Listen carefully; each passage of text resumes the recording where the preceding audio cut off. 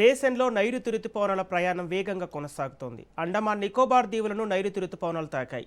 అలాగే ఆగ్నేయ అరేబియా సముద్రంలోనూ రుతుపవనాల ప్రవేశం నమోదైంది. వచ్చే 4 రోజుల్లో రుతుపవనాలు మరింత విస్తరించే అవకాశం ఉంది. దీంతో దక్షిణ భారత రాష్ట్రాల్లో వర్షాల కార్యకలాపాలు పెరిగే సూచనలు కనిపిస్తున్నాయి. ఇక ఈ నెల 26 నాటికి నైరుతి రుతుపవనాలు కేరళ తీరాన్ని తాకనున్నట్లు భారత వాతావరణ శాఖ అంచనా వేస్తోంది.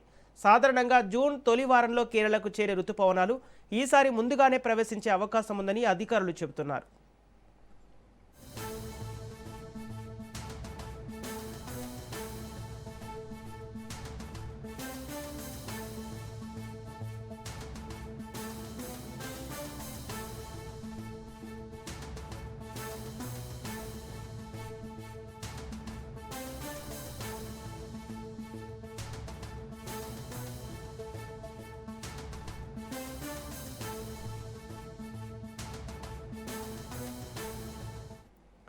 దేశంలో నైరుతి రుతుపవనాల ప్రయాణం వేగంగా కొనసాగుతోంది.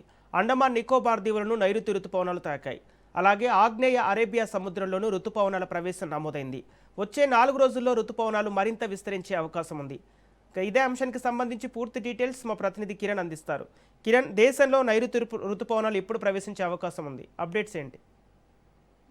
సంపత్ ఏదైతే నిన్న విశాఖపట్నం తుఫాను హెచ్చరికలు చెప్పినట్టు ఈరోజు సుమారు 8 నుంచి 9 గంటల మధ్య ప్రాంతంలో అండమాన్ నికోబార్ దీవులను నైరుతి రుతుపవనాలు తాకినట్టుగా వాతావరణ శాఖ స్పష్టం చేస్తుంది. మరోవైపు మనం చూసుకున్నట్టయితే నైరుతి బంగాళాఖాతంతో పాటు తన ఆనుకుని ఉన్నటువంటి పశ్చిమ మధ్య బంగాళాఖాతంలో కూడా ఒక అల్పపీడనం అయితే స్థిరంగా గత 48 గంటల నుంచి కొనసాగుతున్నదని చెప్పి, మరోవైపు ఉపరితలంలో అయితే 5.8 కిలోమీటర్ల ఎత్తులో ద్రోణి కూడా కొనసాగుతుందని చెప్పి వాతావరణ శాఖ చెప్పడం జరిగింది. దీని ప్రభావంతో ఇప్పటికే మనం చూసుకున్నట్టయితే ప్రధానంగా ఇటు తమిళనాడు కానీ శ్రీలంక కానీ కొంతవరకు మేఘాలు ఆవరించి అక్కడక్కడ జల్లు కురుస్తున్న పరిస్థితి. మరోవైపు మనం చూసుకున్నట్టయితే ఇటు ఆంధ్రప్రదేశ్ చూసుకున్నట్టయితే పర్టికులర్ గా రాయలసీమ ప్రాంతాల్లో కొన్ని చోట్ల అయితే చెదురుమద్ది జల్లులు కూడా కురుస్తున్న పరిస్థితి అయితే ఉంది. అయితే ఈ పరిస్థితి మరో 4-5 రోజులు మాత్రం ఖచ్చితంగా ఉష్ణోగ్రతలో ఎలాంటి మార్పు ఉండదని చెప్పి కొన్ని ప్రాంతాల్లో అయితే 2 నుంచి 3 డిగ్రీల అత్యధిక ఉష్ణోగ్రతలు నమోదయ్యే అవకాశం ఉంటుందని చెప్పి, అదేవిధంగా పశ్చిమ దిశ నుంచి కూడా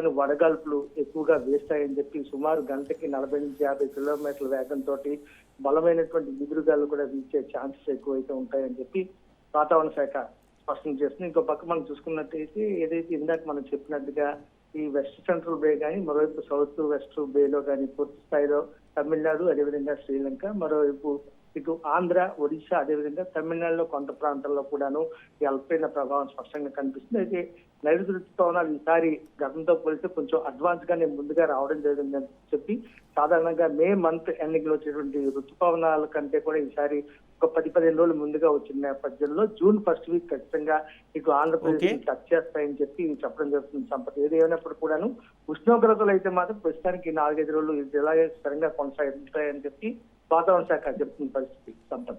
ఓకే, థ్యాంక్ యూ కిరణ్.